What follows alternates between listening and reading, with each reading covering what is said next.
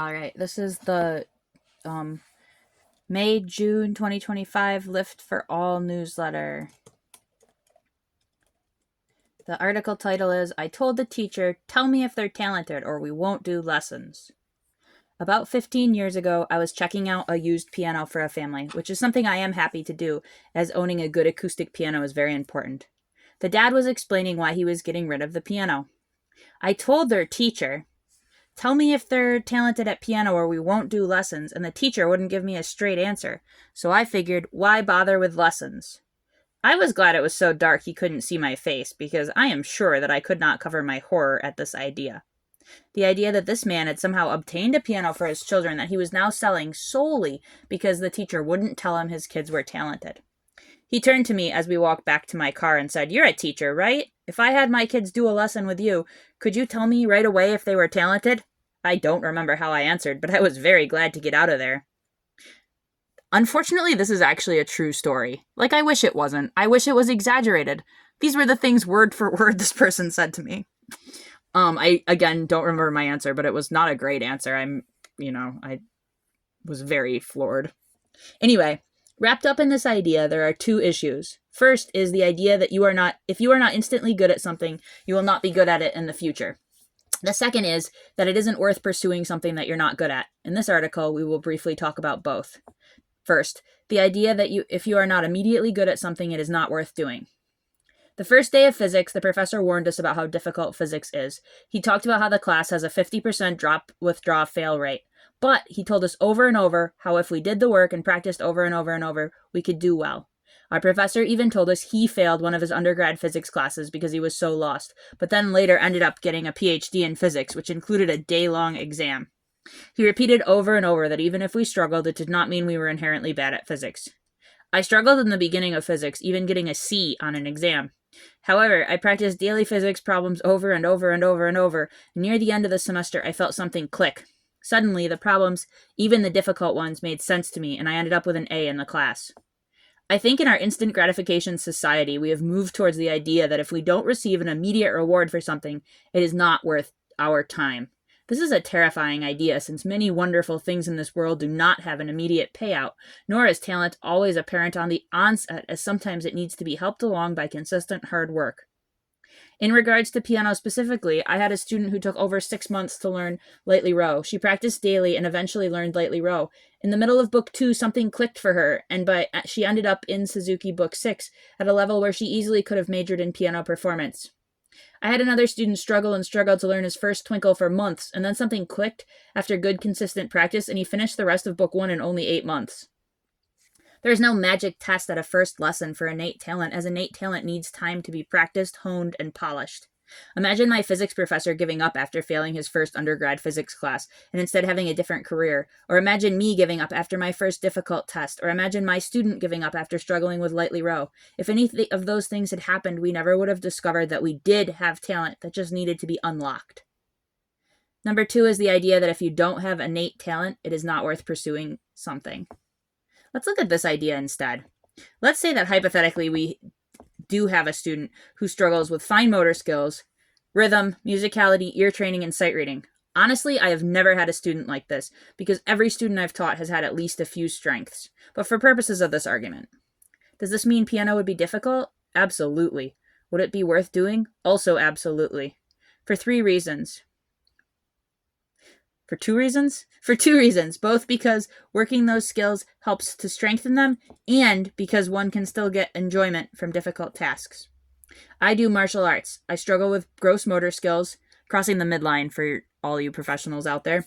Coordination. I have trouble with auditory processing, balance, visual processing. Much of this is due to ADHD. As you might imagine, this makes martial arts very difficult for me. At my first class, I could not balance enough to do a single kick properly, and I actually fell over multiple times. I had difficulty with punching as well. I could not hit the pad consistently. After 4 years of classes, I can punch, kick, knee, and more. And it is possible that I have not done as well as someone who did not repeatedly fall when trying to lift their legs up, but I see a massive improvement for myself in martial arts and in other areas where auditory processing, visual processing, and mobility are needed. As a matter of fact, I do credit part of having an easier time focusing during classes to my martial arts experience. Secondly, I enjoy it even when I was objectively, well, less good. I still deeply enjoyed classes. Research has shown piano to increase focus, improve fine motor skills, improve math, spelling, reading, and even raise IQ. These are skills that your child is gaining whether they have a, quote, gift, unquote, for piano or not. Even if learning piano is the hardest thing in the world for them, they are still going to improve with time, not only at piano, but at related and not so related activities. Second, while the vast majority of children do not care for practicing, children still get enjoyment from piano. Some children enjoy learning new pieces, some enjoy lessons, some recitals, and some enjoy playing the same piece that they already know over and over again. This enjoyment is found regardless of where they started. In summary, it is important to remember that talent takes time to grow and that piano is something that students can gain skills and enjoyment from regardless of how hard or how easy it is in the beginning. Junior Festival 2025. Junior Festival is on June 1st. You will receive an email with the Google Doc information. This will tell you about your time slot as well as all other important information. The information is very specific and it lets you know everything you need to know about attire, the building, etc. Please be aware that teachers running this event will be attending sessions and meetings for most of the day and may not be able to immediately answer questions about the event. Please read through the document carefully. I know a few parents who print theirs and highlight the important parts. Y'all know who you are. And think of any questions or concerns you might have prior to the event. Honestly, that's what I would either be the parent that printed and highlighted all of it, or I would be the parent that lost it like 14 times and had to text the teacher like the night before. I can do the extremes. So I relate to both people who are hearing this and thinking, oh, that's me.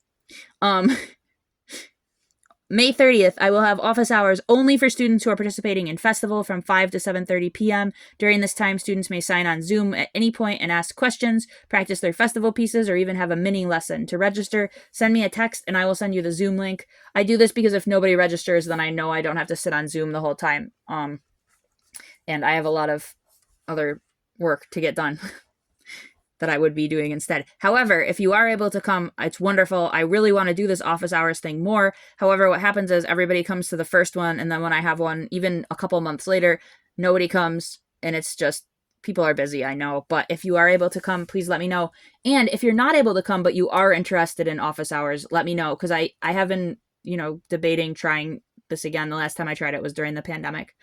Trying this again when there's no lessons for a few weeks, having just office hours where people can stop in. So do let me know your opinion on this in general, as well as whether you can come, if you can come to the office hours this week.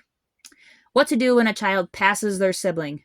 Note, this is the third of 3 articles that deal with topics that may feel sensitive to families. If you need to take a break before reading on or listening on, please do so. This article is about a younger child passing a sibling in the repertoire. This happens quite frequently, maybe about 50% of the time. This is because all children progress at different rates and all have different strengths and struggles. Progress is not merely measured by where a student is in the book, but by other factors as well, such as musicality, rhythm, oral skills, and sight reading. Siblings also practice differently for different lengths, sometimes with different practice partners, and sometimes even listen to the CD different amounts. All of these things can influence how quickly a child moves through the repertoire. In some families, this might not be an issue, as some children do not mind if a sibling passes them. There are other children who would find it incredibly frustrating and an experience that might be shaped in some way by the parents the way parents talk about it. I actually asked my brother, how would you feel? And if a hypothetical younger sibling passed you, and he was basically like, I would not care at all in any way or any form, because that's just his personality. So, all kids are different. I think I would have cared a little bit, but I think I was always just so proud of everything my brother did. I think I would have been really excited for him, even if I was also a little bit sad. But every child is different. I have had parents teasingly say, "Ooh, your sister's going to catch up to you if you don't practice." And while this is meant as a tease or to motivate a child to practice, a child often perceives it as humiliating, and instead of inspiring the child to work harder, it deters them from practice. Even if you perceive this as something that in your family might cause the older child to practice harder, there are many circumstances beyond the child's control, such as limited practice time or a fine motor difficulty, that is causing their younger sibling to catch up. And while extra practice may slow the situation, it is likely to still happen, leaving your older child feeling even more frustrated. Like, well, I did practice extra and he or she still passed me. So, like, what gives kind of feeling. I've also heard parents say, oh, I guess your younger sibling is just better at piano now. In addition for this being a rather rude thing just to say, like, how would you feel if your boss said this to you? It's often not entirely true because being better at piano is an impossible metric since there are so many different factors at play. Here are some more positive things to say. Before the younger sibling passes the older sibling, you can ask the older sibling how they feel. Try to phrase the question in a neutral way so that your child can share their true feelings without judgment.